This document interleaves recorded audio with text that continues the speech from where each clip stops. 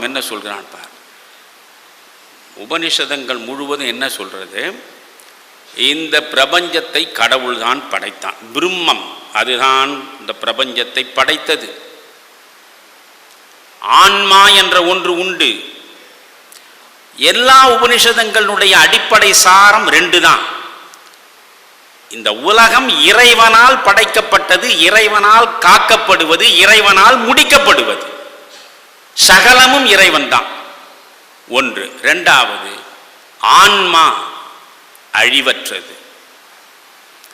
ஆன்மா கடவுள். இந்த 2ஐ வலிமையாக சொல்வது உபனிஷதம்.